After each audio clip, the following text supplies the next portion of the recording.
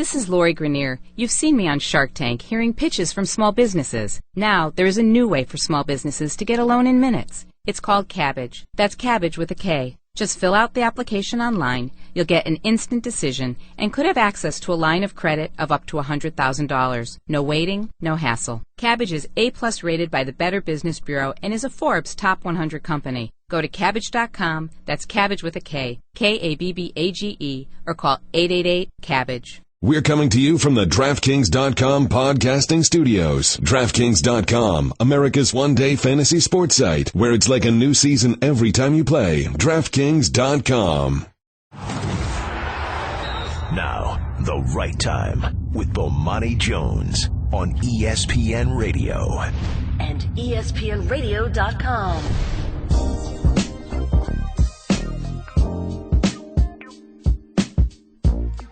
Ladies and gentlemen, welcome to The Right Time.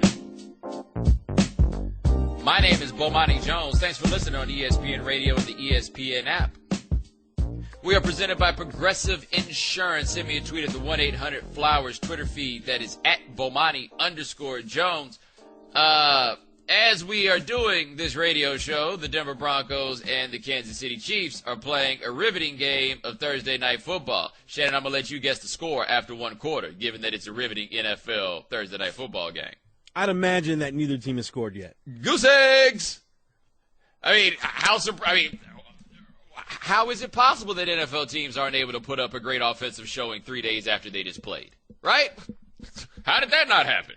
Anyway, they're out there right now. It's not going so well, really for anybody necessarily. But let me get that Peyton Manning box score as we speak. 3 for 5 for 21 yards, Shannon. He's not lighting it up. No, and it sounds like he's already been sacked twice. Yeah. Ooh, boy. But something more interesting happened going into this game. Like, no matter how this game turns out, because a lot of you aren't going to hear this until later, but no matter how this game turns out, it's about to get bad for Peyton Manning, Shannon. And you know how it's about to get bad for Peyton Manning? What's up? This here is from the Denver Post, Mark Kisla. He is a columnist, and here's the first paragraph of his column. Gary Kubiak needs to take the keys away from Peyton Manning. The Broncos sold the Ferrari. They bought a Mack truck. Basically, take the offense back from Peyton Manning. That's what they're saying. There's going to be a power struggle there in Denver if that happens. Well, it's going to be interesting because don't forget, Jimmy Johnson did this with Dan Marino. He took Dan Marino's power to audible away. He took it away to establish that he was in charge, and that's effectively the end of the Dan Marino era. Like when people have talked about with Peyton Manning that they do not want to see him go out badly. They like to see him go out gracefully. Is it possible for Peyton Manning to go out gracefully if he has to give up the offense? No, he's not going out gracefully, no. I mean, that's the question to ask, because one thing I think that we need to be fair about as it relates to Peyton Manning, the criticism in this column is that he threw the ball too much in the last game, right?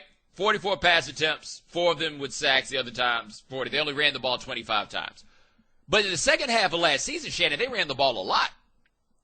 Like, I don't think that – I've never gotten the feeling that Peyton Manning is truly that sort of narcissist, where it's just like, we're always better off with me throwing the ball. They were usually better off with him throwing the ball. But I don't have the concern about Peyton Manning calling too many pass plays. Like I say, last year, why do we know C.J. Anderson's name? Because Peyton Manning kept giving him the ball. I don't think Peyton would have a problem if they ran more, but you have to ask yourself, who does Peyton trust more than Peyton? No one. So This goes back to the play calling. If Peyton feels as though a pass is the best play to call, that's the one that he's going to go with. Right. Now, the question is he going to be able to calibrate his ability to throw the ball with the plays that he ultimately winds up calling? Like, that's what's going to wind up being the issue. Because if he's going to be your starter, he's going to throw the ball a decent bit. Now, I don't know if he's modest, humble, whatever the word is, enough to dial back to being a guy that throws the ball 27, 28 times a game. But I don't know if there's anybody that can get away with only throwing the ball 27, 28 times a game in the NFL. What I'm most interested in is the fact that a columnist at the local paper made the decision to write this column. You think he came up with that idea all by himself, or you think he got a little nudge? Yeah, a lot of nudges. How's that? And look, I'm not judging the dude if he got nudged, just to be clear. I'm just curious as to how this happened. And the reason I'm curious, the most underrated thing to happen in this offseason, to me, something that we don't talk about that much, but was huge to me when it happened. The Denver Broncos asked Peyton Manning to take a pay cut.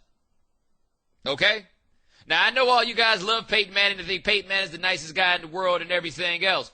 The audacity to ask Peyton Manning to take a pay cut. The audacity. And guess what? Peyton Manning took that pay cut. What was it, $4 million he gave him back? He took that pay cut. Now look, they weren't in a position to let Peyton Manning go and get somebody better. And the Broncos are in a really awkward position because the rest of the defense is really, really good. Like, they're good enough to win. You can't send Peyton Manning out of there if you're good enough to win. You can't throw Brock Osweiler in there if you're good enough to win. Probably because it doesn't sound to me like they think Brock Osweiler got that about him. Because seriously, they could have let Peyton go at the end of last year and been fine. If the current Peyton Manning that we see now is any indication, if Brock Osweiler was like a professional caliber quarterback. Wasn't there a conversation prior to the season that John Elway was looking around, gauging what the interest, what the market would be for Peyton Manning? Mm-hmm. Mm-hmm. And going back to what you just said, if Brock Osweiler was that guy that they would have hoped he would have been, you have to ask how serious would those conversations that Elway had, how serious would they have been? Yeah, but he threw all those yards last year, and they still asked him to take a pay cut. Like, you put up all those numbers that we cannot deny, and they still asked him to take a pay cut, right? I don't think the Broncos are that shocked by what's going on right now. They went and got a coach that runs an offense. Shannon Sharp told us that he thought it would work okay for Peyton because Peyton ran all this stuff early, but that was a long time ago, man. That was a long time ago. And this offensive line is not good. And people have made the argument that it has not been good since Manning was there. He just made those decisions so quick that it didn't really come up. But he can't do that anymore, it appears. Like, for what we saw in week one, he couldn't do it anymore. And I think it's hard for us to think about quarterbacks not being able to do it because we don't associate them with athleticism, right? We're always looking for when that running back can't hit the hole anymore. We look at quarterbacks kind of like we look at golfers. Like, you remember when we thought it was a foregone conclusion that Tiger Woods would beat Jack Nicklaus' record, right? Right. What nobody seemed to get was that only two golfers had won multiple majors on both sides of 35. Gary Player and Jack Nicklaus. Those were the other two, right?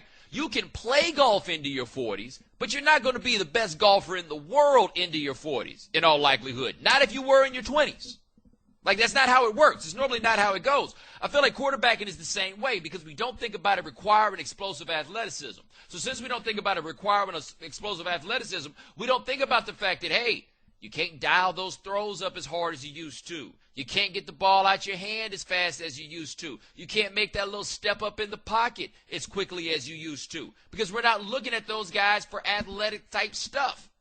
But everybody gets old in court. Like, why do you think Johnny Unitas got old? Like, why do you think these guys don't play 50 years? How many guys have you seen walk away from this gracefully? Very, very few because they get worse. They physically get worse. And so with Manning, we have always ignored his physical limitations. We always have because the production was always so good. But the physical limitations are in part why he has not been a great postseason quarterback. They are in part why he only has one Super Bowl ring. And now he can't dial it up like that anymore. Now, of course, while I'm saying this, Peyton Manning will probably spite me and throw for like 500 yards or something like that. But I feel a little bit different about this than I did with Tom. Like with Tom Brady, we were like, oh, we lost. I was one of those people that thought he was done. But even then, it was like he lost it a little bit, right? He lost it a little bit. And he's not as good as he used to be. And I don't think that you can win leaning on Tom Brady. And I don't think the Patriots won by leaning on Tom Brady. Like, I don't think he's that guy anymore. I don't. But he's not done. Like, I was saying done in that context more as done as a guy you could win a Super Bowl with. Clearly, I was wrong, but I wasn't willing to go there the way I feel willing to go there with Peyton Manning. Like, Shannon, he looks D-U-N, done. And usually we see a drop in his production later on in the season, as you alluded to, especially in his postseason performances. But we've never seen it where he looks this bad early on. Week one. And I'm going to say this right now. Peyton, if you go out there and do something amazing and ridiculous by the time this show goes out to podcast, I'm going to ride you like a mule, Jack. Don't do that to me. Do not. So I just want to make sure that everybody listening understands that as of the moment that I'm doing this, Peyton Manning is 4 for 6 for 29 yards. Because let's be real. If he keeps playing the way he's playing, he's no Robert Griffin. Speaking of which, Shannon, Gary Kubiak's offense? Uh-huh. You think that wouldn't be a good fit for Robert Griffin? Like, not saying this year, but it seems pretty clear the Broncos are going to be in the quarterback market next year. You think that wouldn't be a good place for Robert Griffin? Because the Gary Kubiak offense is very similar to the Mike Shanahan offense, which I always believe was the best offense for Robert Griffin. Say Griffin takes this year, does some learning, figures some things out, reconsiders some things about himself. He can run a stretch play or two. He can run a stretch play or two. And let me tell you who I bet is intrigued. John Elway. Because let me tell you this. The Denver Broncos took a quarterback in the first round in 2010. If the Panthers had made some dumb mistake and not taken Cam Newton in 2011, that's who the Broncos were going to take.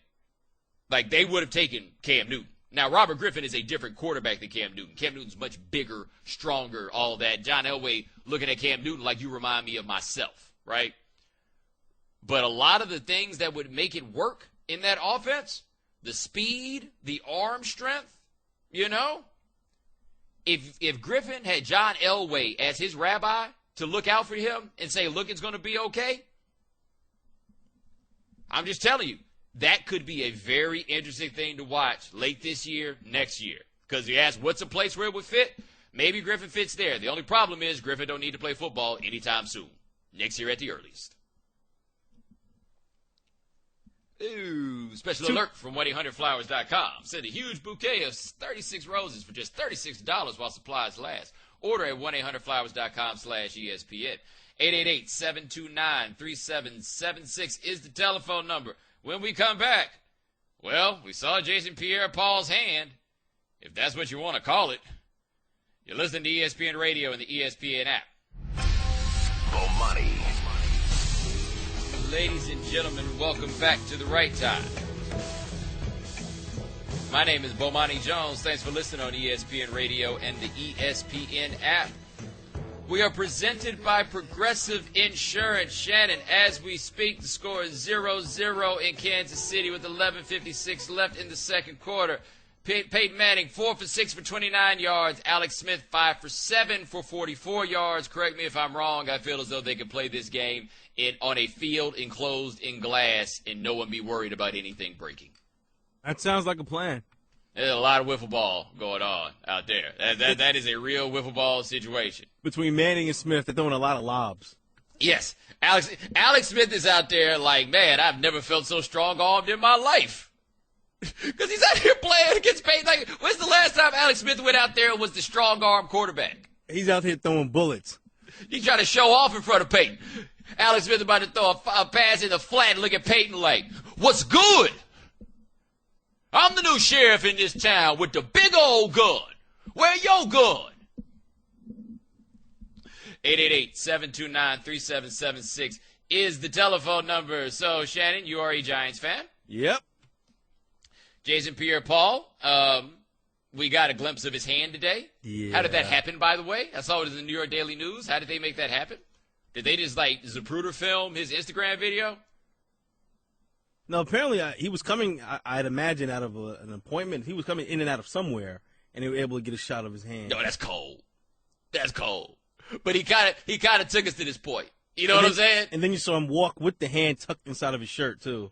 He's doing like, he's been like, okay, so I have a crooked row of bottom teeth, right? Like my bottom row look like a player piano, you know, where it plays by itself. Like it just look like the keys are going down. There are no black keys, though, just to be clear. Like I ain't got no rotten teeth in my mouth. But I acknowledge the limitation that is my bottom row, right? It's not my most flattering feature. So when I'm on television, I habitually have a way, I got to keep discipline with my lower lip to make sure that, you know, anybody be out here calling me no jack-o'-lantern, you know? So I'm trying to do everything I can. Apparently that's you do realize, though, next time they see you on TV, they're going to look to make sure that they're going to look, but they ain't going to see it.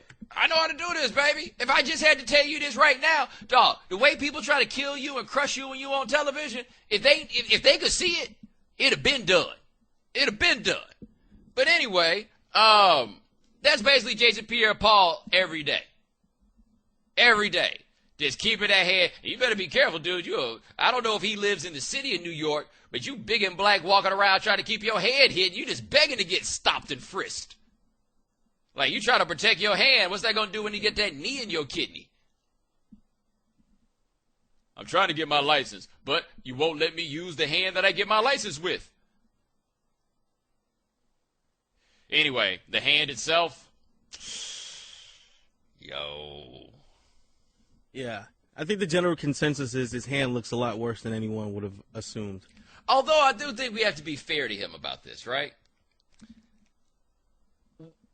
What do we expect it to look like? Is there any picture of his hand that could have been presented where we would have been like, oh, that's not so bad? Anything? I'm sure we assume that when they said that he lost part of his thumb as well, we would assume maybe it was just a tip, maybe the end of the nail. But it looks as though it's he lost down to the knuckle. Yeah, but I can't tell how long his hand was in the first place. Like that's all the things. But if his thumb is down to that point, then it's over, right? You would assume so, right? Is the opposable thumb not what separates us from the beast? Ain't that how it goes? It's what allows us to do all these fascinating things like throw sliders, and lift weights. Yeah. So what's it going to be for him? Because he got to get this money, though. Like, that's the thing about it. He's got to get this money. I think if it were not a franchise tag situation, Jason Pierre-Paul is out for the season. And we're just trying to figure this out. Right. But $870,000 a week is what he's missing right now. You got to get this money. I think he's at the total mercy of the Giants at this point. I hate to say it for him, but he is. And he needs to go to them and say, what do y'all need to see from me specifically in order for me to come back? What 1, 2, 3 things you need to see right away or whenever for me to come back? And I need to prove that I can do these things. But the problem is he's got the same motivation. You know what I mean? Like, it's not as though he doesn't want to do the things that they ultimately want him to do. He wants to get back just as bad as they want him to get back. That's the only mutually beneficial outcome is his getting back, right? So, like, I feel you on that. I just wonder what's there to talk to the Giants about that you don't already have. Like, dog, I'm trying to get back. They're like, we want you back. Well, all right then. But then they say, see you in 6 weeks. Yeah, but they're like, look, 6 weeks the earliest. They seen that hand before we had. Right. They seen that hand before we had. Or got some indication or whatever it is. I say this, the Giants are being a little bit more decent about this than I would be, by the way. I was surprised they're not running everywhere like, yo, dog, his hand is jacked up. Like, I ain't even going to sugarcoat it for you. His hand is jacked up. Well, I think that's just indicative of the Giants franchise, the organization. These are one of these stand-up teams. Now, had it been someone else, like maybe the Jets, it probably would have went differently. Imagine how this goes if it's the Jets. Like, imagine that this had happened to Muhammad Wilkerson and not Jason Pierre-Paul. Right. Why not considered that until right now? Like, I understand you were just trying to stunt for your little football team, but you actually stumbled upon something pretty fascinating. What if this had happened to the Jets? They'd have sold Jason Pierre-Paul so far up the river. They would have gave Instagram updates every day. Every day. The Jets would have been like, hey, hold your hand down. You would see a picture of some Jets executive holding Jason Pierre-Paul by the wrist while someone forces a picture be taken of his hand, just so everybody knows that they're not tripping. Seriously. Whew.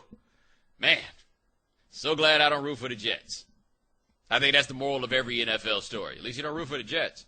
It could be worse. You could be a Jet fan. That's right. 888-729-3776 is the telephone number. When we come back on the right time, we have got Steve White. He writes for SBNation.com. He played 7 years in the NFL, one of the best football analysts out there. We get you set up for the week and talk about some of last week on ESPN Radio.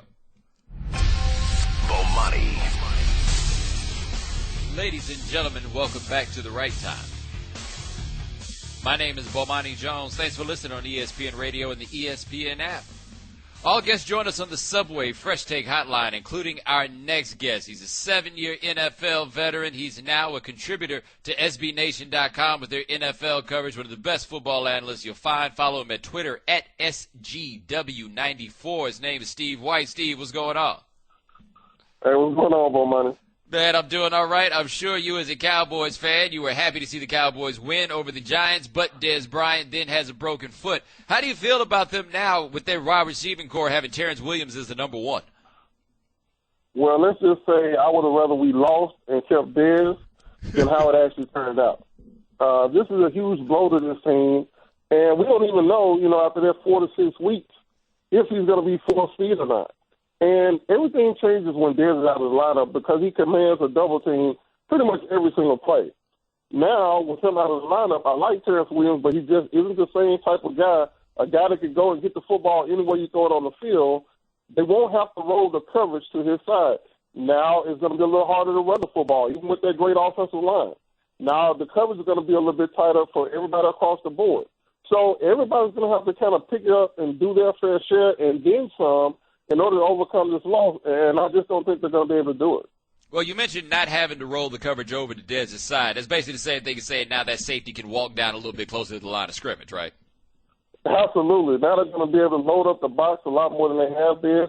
And like I said, when you got 8 men in the box, you can have the greatest offensive line in the world. It's still going to be somebody off block. So, it's going to make everybody's job a little bit harder. Is this a situation where I think people talk about running backs being interchangeable, where not having a guy like DeMarco Murray was last year, who was that individually talented, really comes important? It really is, and it was one of the reasons why I was really hoping that the Cowboys would go after him, Murray, a little bit harder to retain the services, because now they're doing this running back by committee thing. And that's, I understand the thought process behind it, but the problem is, they always say, well, you want to ride the hot hand. What if the first guy isn't hot? How long do you try to let him catch fire? And then the second guy, what if it takes all the way to the third guy for somebody to actually catch fire, and it's the third quarter, you're already down 21 points? With Murray, you knew what you were getting from the beginning of the game to the end of the game. Had all those carries, was reliable, and you just lose that kind of peace of mind when he's not in the backfield. All right, talking to Steve White at SBNation.com, talking about the NFL. The Rams won the game against Seattle on Sunday, but the talk after that game from a lot of people was about Aaron Donald, who's a guy you've been talking about since he was in college. How good is he? Man, he's fantastic. Like I said back when he was coming out of school, if he was about 3 inches taller, he would have been the consistent number one pick in the draft. It wouldn't even been close. He was so skilled and talented as a college player, and now he's only just kept getting better as a pro. And in his second year, man, he's probably one of the top 3 defensive tackles in the game already. Well, you mentioned him, if he were about 3 inches taller, he's only about 6'1". What's the importance of height at that position? Well, in general, smaller guys are able to get engulfed by bigger offensive linemen. The arms usually aren't as long, and so it's hard to keep people up off of them. And once you get engulfed, it's hard to get off blocks. This kid is so good technique-wise, though, that it doesn't really matter. He's able to get off blocks at ease. He's a great pass rusher for a young guy. Like, you just don't see young defensive tackles come out with the kind of pass rush skills he has. So he's just a phenomenal, unique athlete, kind of a once-in-a-generation type player almost. Well, you mentioned that a lot of guys don't come out with that level of skill as pass rushers. Those of us who follow you on Twitter know that you frequently lament that pass rush moves are not taught in that way. Like, how much of a leg up does that give a guy like him? A huge leg up because, just like you said, it's not being taught anymore. Now, these days, your top assistant coaches are basically just your top recruiters. It's not really the guys who can, transform a 3-star player into an NFL-type player. But somewhere along the line, somebody taught Aaron Donald well, and now he's on the next level. He doesn't have to learn moves. Now he just has to sharpen his moves, and that's a huge plus for him. All right, we're talking to Steve White at SBNation.com. And let me ask about that generally. Is part of that coaches believing also that their scheme is more important than any individual player, so that kind of thing doesn't even matter? Well, to be fair to the coaches also, now you have the 20-hour rule. So now you don't have quite as much time to spend on fundamentals and stuff of that nature. But, yes, to a certain extent, especially at the bigger programs, they figure, hey, we just recruit 4- and 5-star athletes, and they'll figure it out on their own. I think it's kind of what you saw with Jadeveon Clowney to a certain extent, and why he wasn't really that good technique-wise, even though he had a load of talent. But like I said, somewhere along the line, somebody got with Aaron Donald, and he learned everything you need to know about pass rushing inside. All right, we're talking to Steve White at SBNation.com. You played most of your career with the Tampa Bay Buccaneers. You played there at a time when Lovie Smith was an assistant coach. I watched some of the game on Sunday. How is it possible that a Lovie Smith team looks so poorly coached on defense? Well, first, let me extend my apology that you wasted any time watching that game on Sunday because that was a travesty on defense. You know, watching the All-22 of that, I had to let the cuss words fly. I couldn't even hold it in, man. You just don't expect, like you said, a Lovie Smith coach defense to look that undisciplined. Physically, I thought the players were okay, but mentally, there wasn't a play-action fake that Marcus Mariota, a rookie, carried out that all of our linebackers didn't get sucked in on. It was just amazingly bad stuff. So, you know, I'm almost like they couldn't be any worse this week against the Saints because they kind of hit rock bottom in week 1. Well, a lot of people have blamed the scheme, and they said that the Tampa 2 is antiquated, but I've noticed you said a lot of times that what people think is the Tampa 2 from Lovie Smith is actually something else. Like, they don't do Tampa 2 as much as people think, correct? I would be generous in saying that they ran Tampa 2 5 times on Sunday. And that's only because there are a couple of times where I'm giving them the benefit of the doubt, but it still doesn't look like Tampa 2. This is a man scheme, cover 3, cover 1 team. They blitzed a lot against Marcus Mariota. They played a lot of man-to-man, but for some reason, whenever something goes wrong, people have turned Tampa 2 into a pejorative. So they just throw it around without even examining if what they're saying is true or not to kind of knock the Tampa 2. Tampa 2 is something that even back in my day when we actually came up with it, we mostly only ran it on 3rd and long. It's not like we were lining up on 1st down playing Tampa 2 every single play. But somewhere along the line, it just got overblown, and now you got people saying stupid stuff throughout the game, you know, like, oh, this antiquated Tampa 2. Well, we're playing man-to-man on that touchdown, sir. Is man-to-man antiquated? I don't think so. All right. What did you think about Jameis Winston in that game?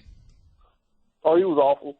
But he was a rookie. I mean, he looked like a rookie. He just so happened he was playing against another rookie who didn't look like a rookie at all. And that's kind of unfortunate, but that's how it goes sometimes when guys get picked 1 or 2. But he just looked like a rookie. He did make a couple good throws. He ends up, you know, our tight end ends up getting 5 catches for 120 yards and 2 touchdowns. So they had a nice little connection going. But just all too many times he looked a little bit lost. You know, he fumbled a couple of handoffs. He had a couple of WTF throws, too, where you couldn't even tell who he was trying to get the ball to. So, you know, everything kind of sped up on him, I think. Our offensive line wasn't blocking well. He was running for his life quite a bit. And I think at some point, man, it just started getting to him, and he just started throwing it up. Well, I guess Tampa's also made the decision that they're going to go through the hard knocks with him. He's a guy who takes chances, but it seems like they've given him basically the full offense to run. Do I have that right? Oh, absolutely. Look, he's going to fail or succeed doing it all. You know, they're not holding anything back from him. They're not kind of spoon-feeding him. He's running a full NFL offense right now, for better or for worse. And so, like I said, he's going to look like a rookie a lot this year. What you hope is you see some growth from him throughout the season, and he ends the season on an upswing.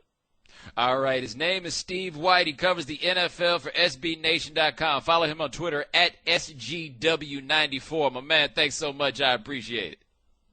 Thanks for having me, bro. No problem. ESPN Radio is presented by Progressive Insurance. Last year, over 3 million drivers switched to Progressive. Call or click today and find out if you can save.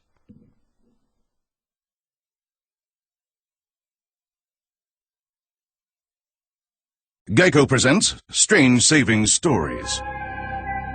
Astronomers detected an interstellar transmission. It stated, Geico, 15 minutes could save you 15% or more. The implications were staggering. Was the cosmos telling us we could all save hundreds on car insurance with Geico? Or did their radar merely pick up a signal from the nearby Rufus and Clyde's morning show? We may never know.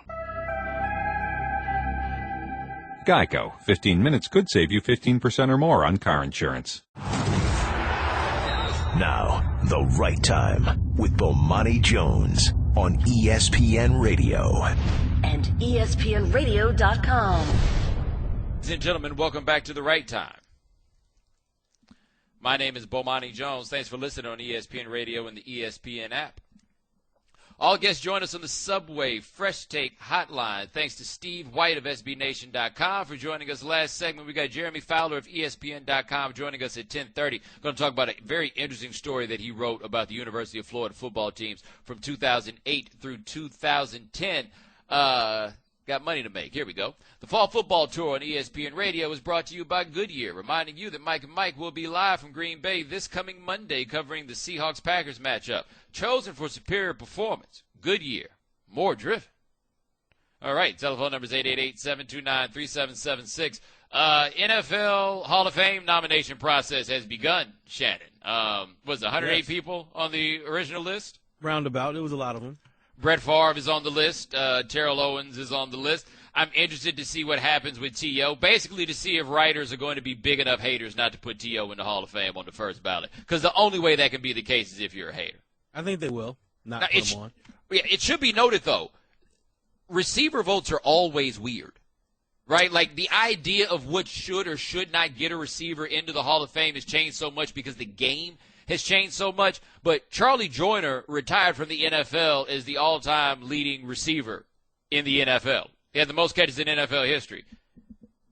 They didn't want to put him in the Hall of Fame. Shannon, did they ever get around to putting Art Monk in the Hall of Fame? I think he made it in eventually. I mean, he was once the all-time leading receiver in the NFL. Now, granted, Jerry Rice caught him while he was still playing, but it's that hard. Like, Art Monk got in 2008, but all those guys had to try so hard to get in the Hall of Fame. I've never had a great idea what the standards are for getting receivers into the Hall of Fame. But if it's not T.O.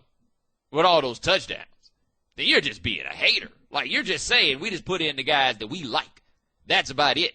You can't deny Terrell Owens' performance on the field. His numbers bear it out. His numbers, what he did in the Super Bowl coming back. Off a broken leg. Yeah, broken ankle, yeah. I mean, but we'll see. But another name has come up on this list that's a bit more fascinating, which is Darren Sharper. Sharper, I did not. Had you looked at some of Darren Sharper's numbers, by the way? I didn't realize, like, football is not a game where we make a lot of these decisions based on stats, right? It's just not that game. But Darren Sharper is number 2 all-time in interception returns for touchdowns? Darren Sharper is top 10 all-time in interceptions? Like, you could put the Darren Sharper case next to the Ed Reed case. Ed Reed's not going to have any problem getting into the Hall of Fame. Darren Sharper, it might have been different if Darren Sharper was still on television, right? Like, if Darren Sharper's still on television, that kind of bodes well for him getting into the Hall of Fame. Right. Now, of course, Darren Sharper is not going to make the Hall of Fame now because, he turned out to be a reprehensible human being. There's no other way to put it. There's no denying that, no. No. He's in jail. He's under the jail. I think that's the best way for me to put this. He is under the jail. He's not getting out. He shouldn't get out for all the sexual assault stuff that he's been. You can't even say accused of doing anymore, Shannon. He's in the bing for it, right? For it, yeah, absolutely. Like, he's in. But there's a story on PackersNews.com, and it's written by a gentleman named Pete Doherty, who says that this is his first year voting for the Hall of Fame, and he wrote a column about Darren Sharper. Now, he makes the point. This is where I got these statistics from. Darren Sharper has 63 interceptions. That's 7th all-time. He's got 11 interception return for touchdowns. That ties him for 2nd all-time. Mm-hmm. Hey, man, you could legitimately make a case for Darren Sharper in the Hall of Fame. Now, the case on the other side that this gentleman is primarily making is really Darren Sharper is an awful human being. And here's what he says. But Sharper's nomination, ill-fated though it may be on its merits, brings the issue to fore at a time when violence against women finally has become a prominent issue in this country at large, in the NFL in particular. Maybe it's time for the Hall to allow voters to reject a player for particularly heinous crimes. No. Guys. No. Right? We have to be a little bit more honest with ourselves about the way that this world works. And the world is not fair. Right? Now, people like to throw life ain't fair at people, and really kind of as a weapon. Something bad happens to you and you're crying about it, oh, well, life ain't fair, and then you keep it moving. But the reality is that life is, in fact, not fair. This world is not engineered truly in a way that means that if you do all the good things in life, everything is going to pay off for you. Right. Conversely, the world does not work such that if you do bad things in life, only bad things are going to happen for you. Bad people I cheer winning every single day, okay? Do you think that there are a lot of good ways for a good man to make $1 billion? Because there aren't. There aren't many good ways for a good man to make $1 million. If you can't sing, dance, or ball, they aren't there, right? I think that people want to live in a world that gets them very comfortable with this idea that if you are dealing with a bad person, then we're going to take away anything good that can happen to that bad person because that is what should happen to bad people. It allows folks to kind of legislate morality on their own. Like, I'm not saying that they're playing God, but they're doing one hell of an impression of it in the process. And so with Sharper, Peter King wrote a column months ago where he said that Darren Sharper should be on the Hall of Fame ballot. And he's right. And if you think that Darren Sharper, by numbers in play, should be a Hall of Famer, then you vote for him for the Hall of Fame. Like, we're talking about two different things here. It's not as though we're voting for the man for Man of the Year. But I find it very interesting when these things come up because I totally understand where people are coming from. Like, I fully get where they're coming from. But I'm uncomfortable with this idea that people are going to discard what actually happened in the name of creating a narrative that makes them more comfortable. Like, basically what you're trying to do is you're trying to make football more noble than it actually is. You're trying to make the Hall of Fame more noble than it actually is. Like, remember people talking about, I think they should take O.J. Simpson out of the Hall of Fame. He's O.J. Simpson. What are you, crazy? Like, you don't have a legitimate Hall of Fame without O.J. Simpson. Now, if you had said O.J. Simpson was, like, using steroids and it was affecting on-field stuff or something like that, maybe we have a discussion. But O.J. was an awful man for a long time. And when you loved O.J., O.J. was an awful man, too. And you can't go change the fact that O.J. Simpson was O.J. Simpson. And with Darren Sharper, it's the same thing. Now, it's a different question because he's not already in the Hall of Fame, right? But if you thought he was a Hall of Famer before you found out he was a rapist, then he's a Hall of Famer, comma, who happens to be a rapist, comma. That's life. That's the way things go. You're not going to be able to make this into the world that you want it to be. Not in terms of perception. Like, if you want to make this the world that you want it to be in terms of actual grind and hard work, that's cool. But if you want to impress me by using a Hall of Fame vote as a way to legislate morality, I think you're lazy. And there's no profundity to this. Like, this isn't deep. Well, I have a real moral quandary. No, you don't. He's a Hall of Fame football player or he's not a Hall of Fame football player. That's it. Period. I vote for awful people in politics all the time. Why? Because sometimes life ain't fair. How do you think the situation would have been handled if Sharper was a guaranteed Hall of Famer? For some, he was a fringy Hall of Famer at best. For right. Some, but if he was a no-brain Hall of Famer, how do you think his nomination would have been handled? That is a great question. And you know what? It is not the same question, right? This is not apples and apples, but it's not apples and oranges either. Will we have to answer such things with Ben Roethlisberger? No, because you're going to have the folks that'll say, well, Roethlisberger was never... Right. But that's why it's not apples to apples. But it's the same question. Like fundamentally, it is the same question.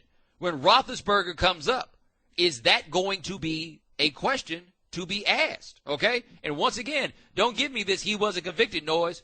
O.J. Simpson, once again. Everybody, if O.J. Simpson were coming up on the Hall of Fame, wouldn't nobody be like, well, he didn't get convicted. That's not how it would go. You've made your decision on what that is, right? And you have the right to make that decision. So it'll be interesting to see when Roethlisberger comes up, what it'll be. What's the way that people are going to handle it? Because he's pretty much a Hall of Famer now. 2 Super Bowl rings, he's got enough of a career, even if he wasn't that big a deal in the Super Bowls. But sorry, man, you can't make the world fairer than it is with your damn Hall of Fame vote. That's not where you should put in your work. All right, 888-729-3776 is the telephone number. When we come back, Richard Sherman said something very interesting the other day. I'll tell you about it and why it bothered me just a little on ESPN Radio. Bomani. Ladies and gentlemen, welcome to The Right Time. My name is Bomani Jones. Thanks for listening on ESPN Radio and the ESPN app. We are presented by Progressive Insurance. You can send me a tweet at the 1-800-FLOWERS Twitter feed that is at Bomani_Jones. Shannon, something really interesting is going on in Seattle right now. Richard Sherman started his press conference. Was it yesterday or the day before? Was it one of those days? Anyway, Sherman, and I feel bad for Sherman because Sherman wound up in a bad situation on this where somebody started sending something out on the internet and it was like associated with him, but it was really this thing about hating white people, right? Like I think it said something about it referred to white people by a slur that normally starts with a C, and I think it started with 3 Ks or something like that.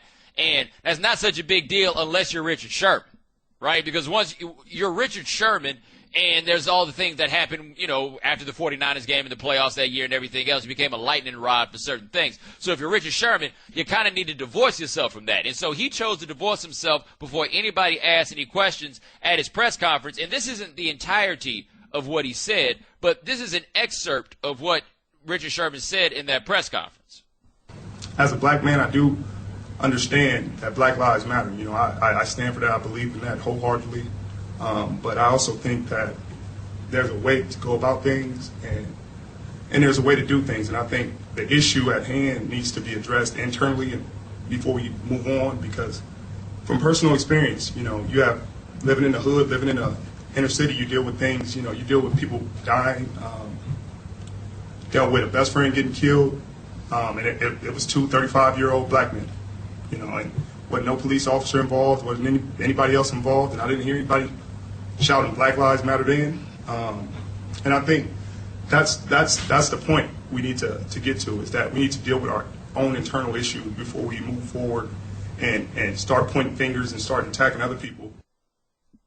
Now, Michael Bennett, by the way, I just saw this during the commercial break. I didn't realize this, but Michael Bennett, in his media availability, said that he disagreed with Richard Sherman. Like, they're actually having a public debate on this, which I think is really interesting, and I think says something very interesting about their football team, that this sort of thing would happen. Because can you imagine how many coaches would be petrified right now, Shannon?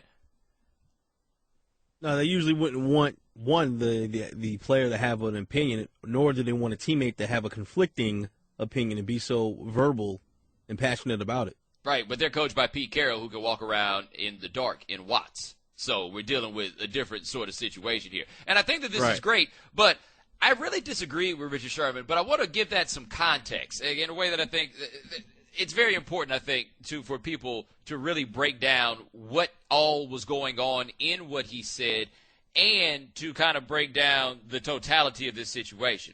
So I thought Sherman said something very interesting that can't be ignored, is when he said he's had his best friend get killed, and it was by 35-year-old black men. There wasn't no police around or anything else. And so he says that black people need to get that in order themselves before going to talk about anything else. There are a number of levels that I disagree with him on, but I think something that needs to be stated first is that for Sherman, this isn't really like a theoretical idea, right? This isn't just some kind of general discussion. Like, who Richard Sherman sounded very much so like in what he said? Kendrick Lamar. Like, if you listen to that last Kendrick Lamar album, he's basically giving you the same thing that Richard Sherman's giving you there. Not so coincidentally, they're from the same place, right? But if your best friend gets killed, it makes perfect sense that the person you'd have the most beef with is the person who actually killed your best friend. Like, I can totally understand the outlook that Richard Sherman has, and I can totally understand how he might be myopic about it, right? Because he's not talking about what's going on in some other place or something he's talking about on television or anything else. He's like, this is my life, and this is what's happened to me, right? Where Richard Sherman went wrong, though, is he keeps spitting this idea that I didn't hear anything about Black Lives Matter then. Dude, there's so many people working so hard every day on this matter. Like, the what about black on black crime issue, people talk about black on black crime all the time. Like, after 1 million of you say, why isn't anybody talking about black on black crime, you might need to acknowledge the fact that you're just not in the right places to hear them talk about it. Because everybody says that like they're the first person to ever come up with it, as though this isn't discussed frequently. Now, you can talk about quote-unquote black on black crime as being an issue of proximity or anything else. Yeah, that's cool. Here's the part that you need to keep in mind when people talk about black on black crime. The notion of black on black crime is something that was primarily put forth in the beginning by black people, right? Basically, that in order for us to get anywhere, we're going to need to be unified. Therefore, we cannot attack ourselves. Because do you think white people care about black-on-black crime? No. Go look at the laws and everything else that's passed. Go look at the crimes that get enforced. In fact, go look at how the death penalty is wielded out in this country. The primary concern there is black-on-white crime. That's what the issue is there. So when you get out and you're the guy that says, well, what about black-on-black crime? You also wind up with a lot of people who are then like, yeah, what about black-on-black crime? Except those people don't care about black-on-black crime at all. It's just a talking point that kind of takes you away from what this other issue is. But where Richard Sherman was wrong simply is in saying, I didn't hear anybody talk about Black Lives Matter then. Like, Richard Sherman's from Los Angeles, okay? Shannon, you're familiar with the gang truce that took place in the 1990s in Los Angeles. Yeah. All right?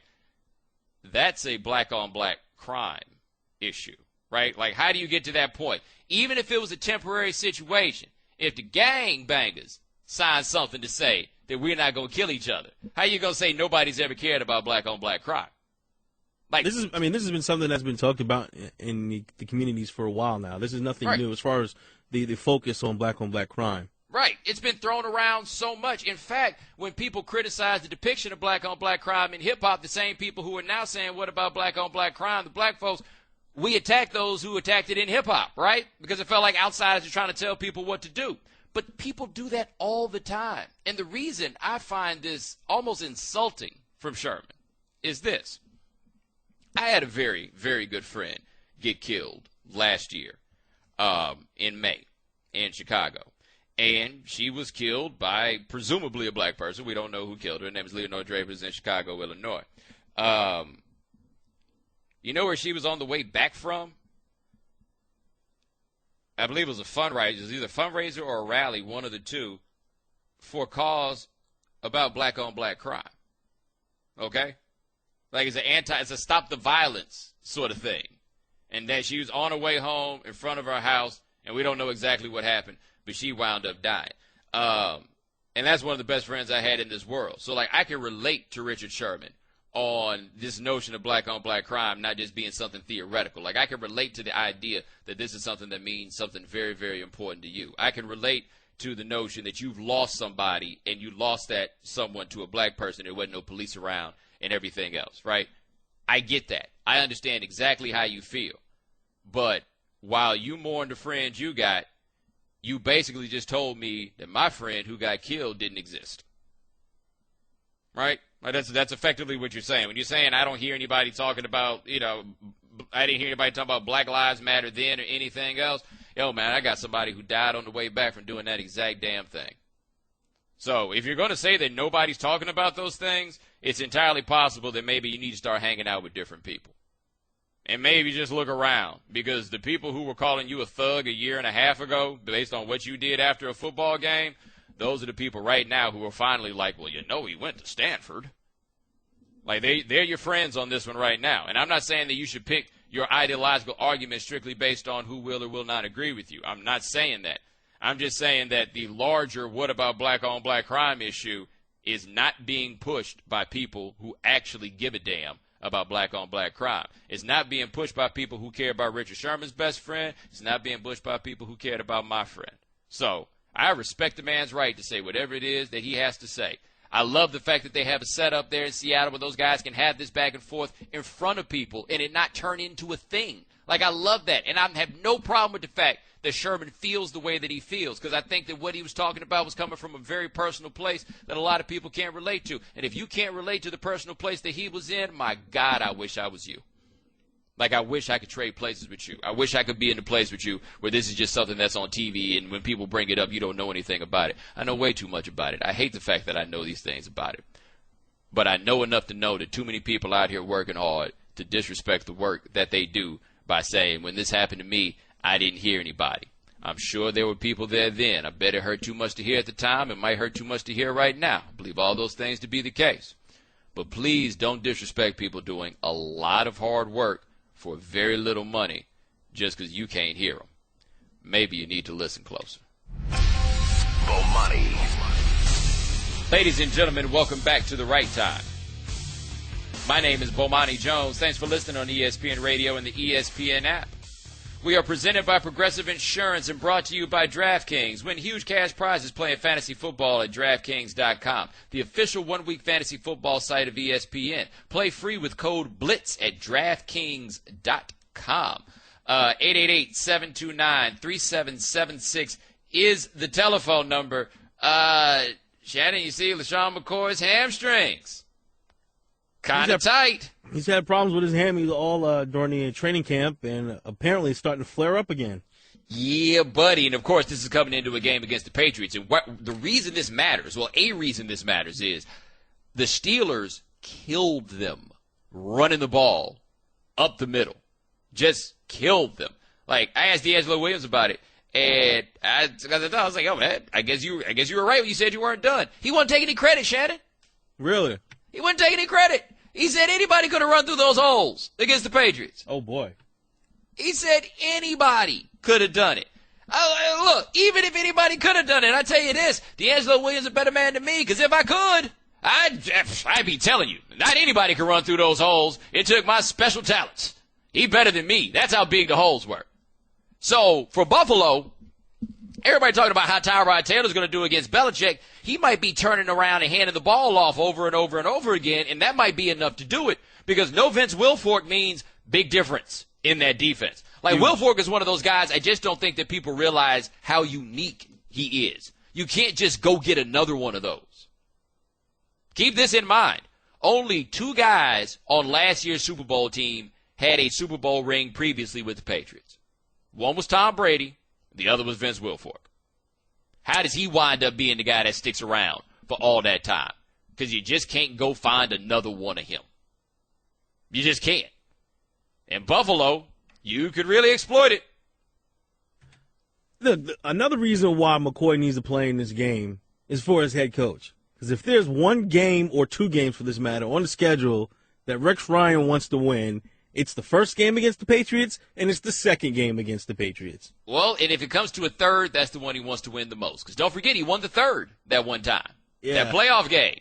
Hey, people say what they want about Rex Ryan as a coach. You win at Foxborough with Mark Sanchez at quarterback. I mean, I got to give somebody the credit, right? But here's what's very interesting about this to me. You guys know I've been pretty critical of Chip Kelly, the general manager, and the moves that Chip Kelly has made. And I raised questions about the LaShawn McCoy trade because the question was in part, why exactly are you doing this? Right? Like, if it's a pure football reason, that's one thing. But it was, why exactly are you doing this? But the one thing that I couldn't forget about when that trade was made, Shannon, those carry numbers that LaShawn McCoy has put up are pretty imposing. I would say so, yeah. I mean, let's look at this. He has had... Actually, it's not as bad as I thought. He had 300 carries the last 2 years, right? 314 in 2013, 312 last year. He had 200 the year before, 273 before that, 207, 155. Like, it wasn't as many carries as I thought he'd had, but he's at 27 years old. And that's about the time when running backs start slowing down a bit. And then at some point, they just go off a cliff, right?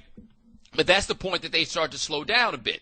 And, well, that's where LaShawn McCoy is right now. And if his hamstrings are messing up on him right now, one thing we got to say, I think Chip Kelly made the right decision, trading him for Kiko Alonso. And if you look at the way Buffalo runs compared to what he did in Philly, usually with McCoy you want to get him out in space, you know? Now with Buffalo it's more of a ground and pound, fullback leading, he's running in between the tackles. That's not really McCoy's game. And he costs a lot of money too. Like, we can't forget that part. I mean, he deserves the money that he's gotten, if for no other reason than he was a, second-round pick when he got drafted? So, Panthers. Yeah, he's getting money that he should have made then, now. So at that point, you're like, okay, this isn't such a thing. But I think, looking at Shady, and it's going to be a lot interesting with the Eagles this year to look at enough, but you look at Shady, and I'm probably more convinced now than I ever was that they made the right decision in letting him go. Chip weathered the storm on all the questions as to why he might have done that. He's weathered that. And I think he'll wind up probably being vindicated on that, because even if you get like 1,100 yards out of LaShawn McCoy, is that worth the money that LaShawn McCoy is getting paid? But then there's the other side of it. Just because trading him was the right move doesn't mean the way you handled everything after that was the right move. 8 carries, 9 yards for DeMarco Murray in the first game. And then you're marrying Ryan Matthews. Was 3 carries and 4 yards? I guess you don't need to pay a running back all that money if you're only going to give him the ball 12 times. Right? Right, exactly. If you're looking at it like that, he was justified for getting rid of McCoy. Yeah, Why pay this guy this much money if we're not going to give him the touches? It only didn't make sense to me. It didn't make total sense to me in the beginning, but I was willing to entertain it. The part where it really didn't make sense to me, though, was when they went and gave DeMarco Murray a lot of money. They gave DeMarco Murray, $8 million a year to come run the ball. Well, I don't know if they gave it to him to come run the ball because they didn't run the ball last time, but they went and gave him $8 million a year, and that's how the Eagles wound up in the situation they're in. But the running back game is tricky, man. The running back game is so tricky because you never know when somebody's body is simply going to betray them. I feel like running backs are like starting pitchers. Always the ticking time bomb. Like, it's going to end at some point, and it's probably not going to be pleasant, and you're probably not going to get very much warning beforehand. And you never know who's going to be like the running back equivalent of Tim Lincecum, where it just falls apart early. With Lincecum, there was an idea that his body was going to fall apart because of all the torque that was on his motion, but for him to decline as a starting pitcher at the point when he did, that's rare. That's not common. So a guy like McCoy, is it possible that we've already seen the best of him just because his body won't be able to give it to you like that? And will it be that far-fetched if you're right about that? He's a 27-year-old running back. It won't be. It won't be. And I still think he's worth the money, right? Like, let's see how this goes in Buffalo, though, because Tyrod is good and they have receivers on the outside, but without a McCoy that can kind of carry you, it's hard for me to think of that team being one that has a legitimate chance at winning a championship. But if Tyrod is capable and LaShawn McCoy is healthy, woo-wee, because that defense is good. The defense is good, and here's one thing. I think Watkins was only targeted one time in the win against the Colts. How much more did Sammy Watkins enjoy college than the NFL? Oh. Say for the checks. They were getting Sammy Watkins the ball any way they possibly could at Clemson. He got to Buffalo. He out there playing with E.J. Manuel. Right. And then you think about it, trying to get him involved. What does that mean? End arounds and things like that. But then you bring in a guy like Percy Harvin, and that's his specialty. And you don't want to risk putting Watkins in on kick returns. So how do you get him you need to get him involved. Buffalo is like the LSU of the NFL, where we got all these bomb receivers, and we hope we'll find a way to get you the ball. We hope.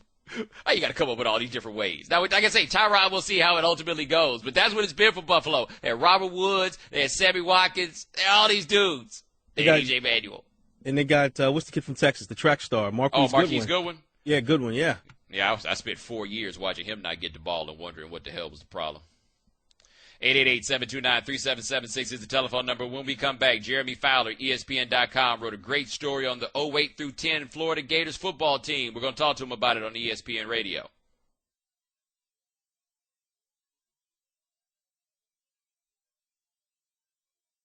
And now, for Geico's edition of Stuff Found in Your Car, we go inside your side door pocket. Hello, yes, the crumpled receipt with gum in it. From your anniversary dinner, you sprang for expensive wine, your server was Beth. That dinner was a couple $100. Money you could get back if you switched to Geico and saved hundreds of dollars on your car insurance. I bet you'd save that receipt. Frame it even. But really, where did I go wrong? Was it the corkage fee? Geico. 15 minutes could save you 15% or more on car insurance. Visit geico.com today. Now, the right time with Bomani Jones on ESPN Radio. And ESPNRadio.com. Ladies and gentlemen, welcome back to The Right Time. My name is Bomani Jones. Thanks for listening on ESPN Radio and the ESPN app. All guests join us on the Subway Fresh Take Hotline. Just like our next guest, he writes for ESPN.com. He's got a great piece up right now on the University of Florida football teams from 2008 through 2010. His name is Jeremy Fowler. Jeremy, what's going on? Not much, Bo. Thanks for having me. Hey, man, glad to have you on. Now, one thing I thought was interesting, the pieces about the 2008 through 2010 teams, I was a little surprised that you didn't have the 2007 because that kind of leads into 2008. How'd you guys pick that window? Yeah, I agree. I debated that a little bit. I think part of it was based on experience, selfishly, because I covered those teams 2008, 2009, and a little bit of 2010. That's when I was there. So I just kind of had a first-hand reference to go by. And to me, that 08 team was just so loaded. I think they had 30 pros that played NFL snaps. And, you know, half those guys are still in the league on huge contracts. And so To me, it just made some sense to start there. But, yeah, 07 was fascinating because those were the first Urban guys that he handpicked. You know, he won that first title with mostly Ron Zook players.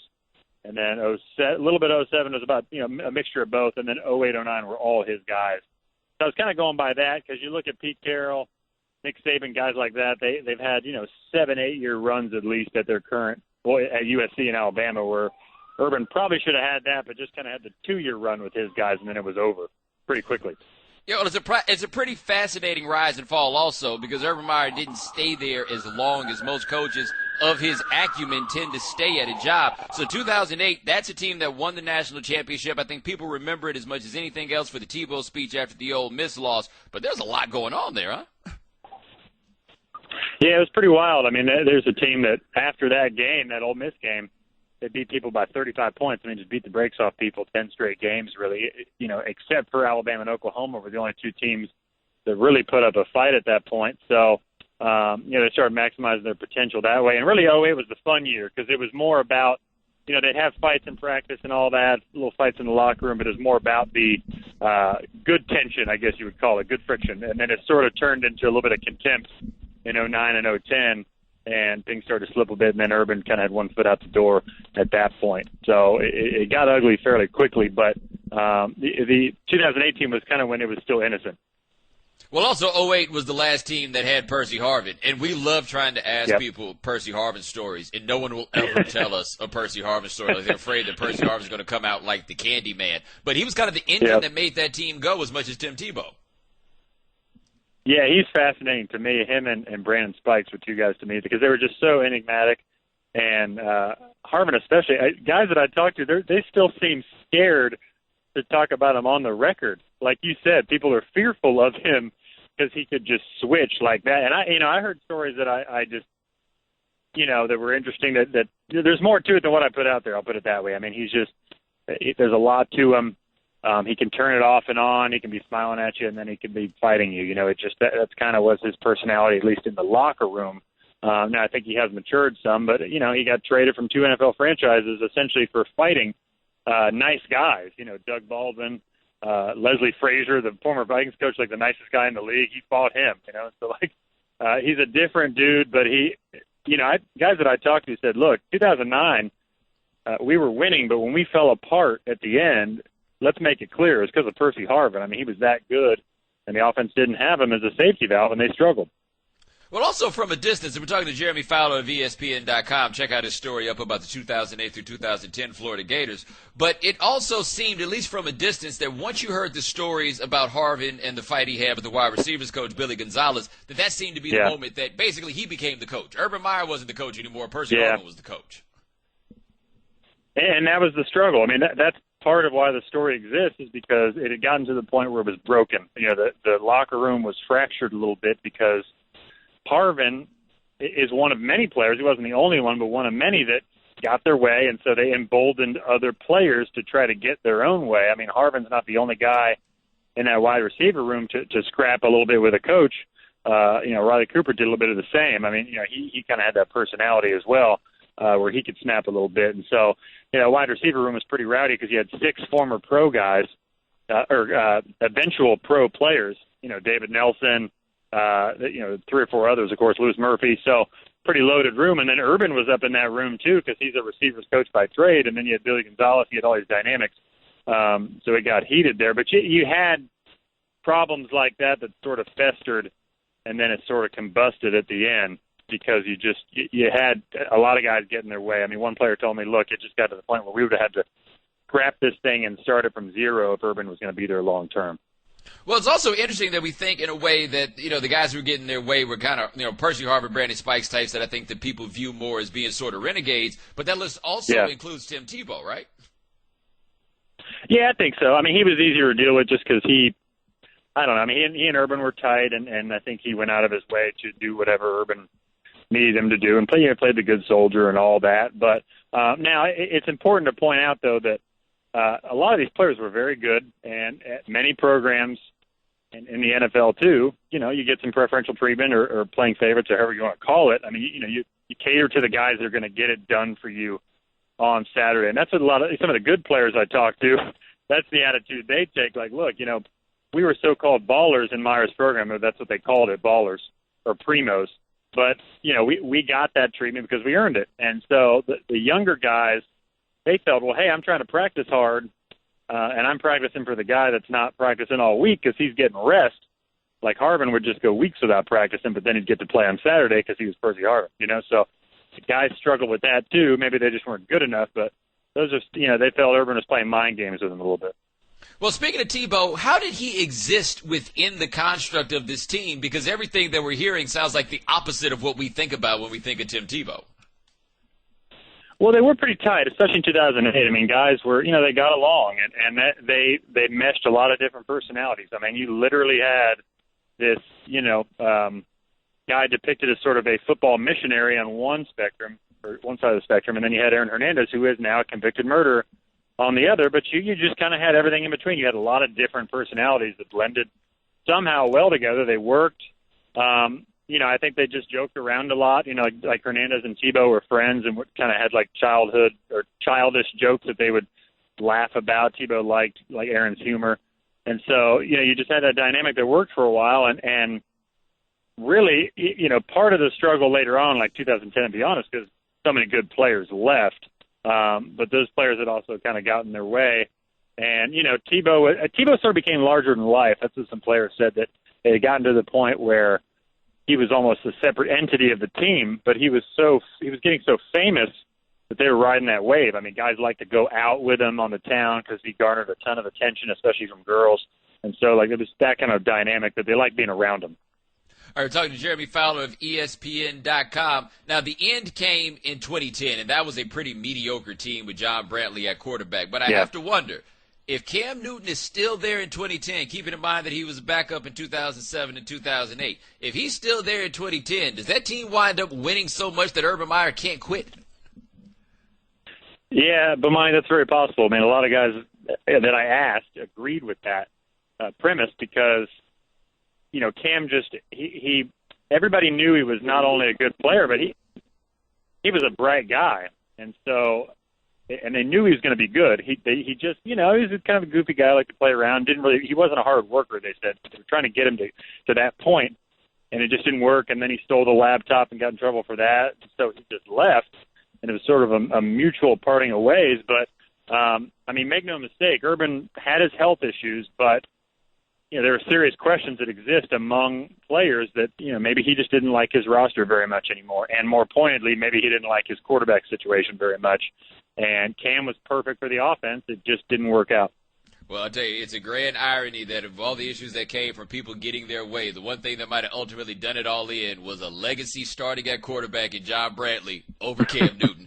Jeremy Fowler writes for ESPN.com. Check out his new piece on the 2008 through 2010 Florida Gators. It's on the website right now. It's really good and really thorough. Check that out, Jeremy. Thanks so much. I appreciate it. Anytime, man. Thanks for having me. All right. Even the hardiest appetites are no match for the Subway steak and cheese. Subway. Eat fresh. Bomani. Ladies and gentlemen, welcome back to The Right Time. My name is Bomani Jones. Thanks for listening on ESPN Radio and the ESPN app. All guests join us on the Subway Fresh Take Hotline. Thanks to Jeremy Fowler of ESPN.com for joining us last segment. Check out his story on the 2008 through 2010 Florida Gators on ESPN.com. Also, thanks to Steve White at SBNation.com for joining us talking some football a little bit earlier. So, Shannon, I had a very interesting situation of sorts happen to me today at work. Oh, really? Yeah, so as some of you guys know, I do a television show on ESPN called Highly Questionable with Dan Le Batard and his father Gonzalo that airs at 4:30 Eastern Time on ESPN. We used to be on ESPN2, now we're blowing up. Anyway. The Jeffersons. Yes. There's no turning back. So, we had a topic in our A block today about J.J. Watt. You know, J.J. Watt's out here talking about how hard it is for him to find love and that he's looking for love and he just can't find love because J.J. Watt got to be Paul Bunyan. He's not just Paul Bunyan. He Paul Bunyan trying to get married. He's trying to find a babe who isn't a blue ox, but he want to treat her like a princess. That's what he said. He said women are princesses. Now, that's where you just fake it now, man. First of all, I don't think that there are that many grown women who actually want to be treated like princesses. They kind of like to be treated like grown women, right? But that's what he says he's looking for. So anyway, we were asked whether we give him any advice. I'm 35 years old and single. What advice am I going to give him? Shannon, you going to give him some advice? Take your time, young man. Mama used to say. Hey, man, I was at your wedding. Hey, don't be out here rushing it. Right. What's JJ Watt, like 26, 27?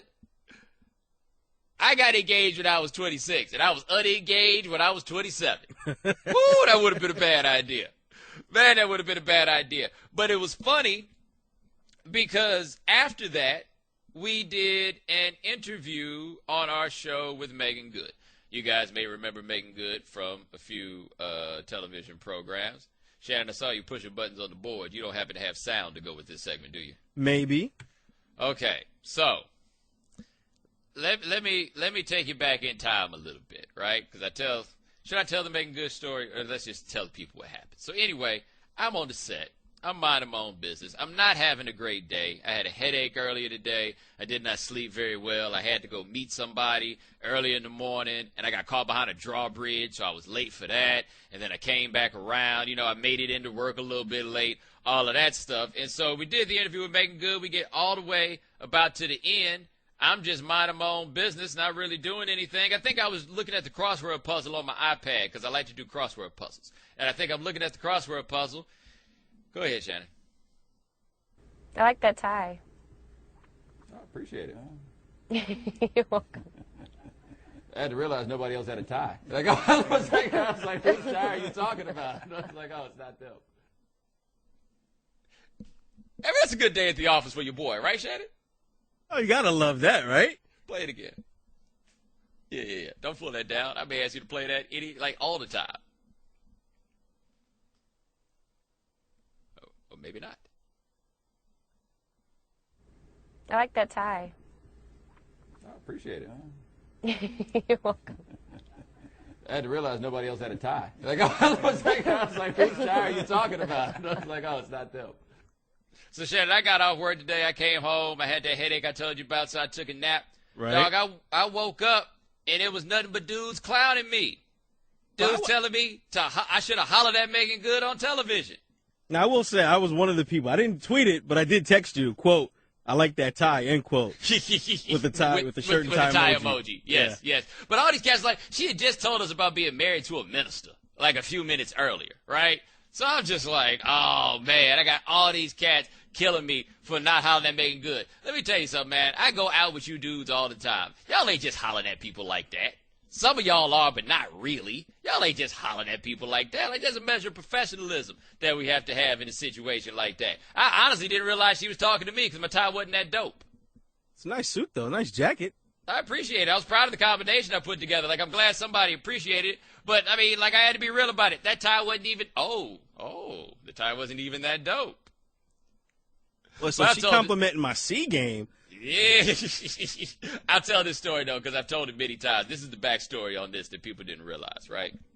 So I used to cover entertainment stuff back in the day. And I lived in California for a couple of years, and I used to do press junkets for movies. And for those of you who don't know what a press junket is, basically what a press junket is, you could take a whole cast of a movie and get everybody in the same hotel and then take writers and put them in a bunch of different rooms or at a bunch of different tables and then have the talent rotate around the different rooms or the different tables, and they do little mini press conferences. It's like a media day. Right, exactly. That's the best example I can give. It's like a media day.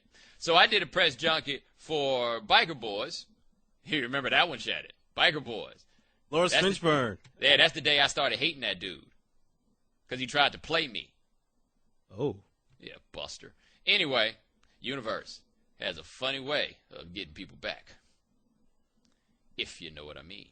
Oh, and it's, yeah. Yeah, sure is. So I'm at the table, and Lisa Bonet and Megan Good wind up sitting at the table, right?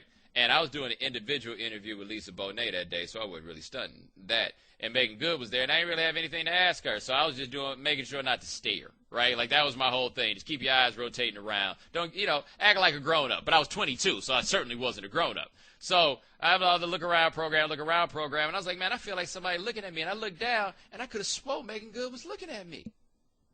And then she chuckled, like a giggle. And I was like, maybe she was, maybe she wasn't, but I'm a holler, right? So I got through with my work and everything like that. Like, I don't know if it would be professional to holler at somebody in a situation like that, but I only made $200 for that Lisa Bonet interview. I was willing to risk it all. And then I went looking for her, and they said she had already left. And I was like, damn, but I'm doing a junket for Deliver Us from Eva next week. So I'm ready, right? I'm on point. I'm ready to make this work. So I'm sitting at the table, and Megan Good walked in with a couple other actresses. She walked in, she took a seat. I can't remember the seat next to me, or it was very much so in proximity. And she looked over and said, well, hello again. And I'm like, all right. Yeah. I'm going to have to make a run. And then there's some dude across the room. I remember he said he's from Omaha, Nebraska. Because Gabrielle Union had been in early, and they started talking about Omaha, right?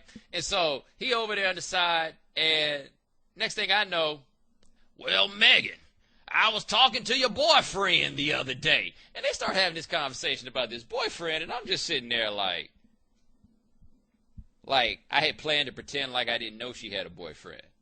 That was part of the plan. Now I just look like a savage, right? And I was just like, man, I can't do that. My confidence just went all the way, and I go on about my business. So 12 years later, we find out that we're going to be interviewing Megan Good about the whatever she was doing, a TV show or something like that. So she's coming. But see, Shannon, that's a story that I would remember.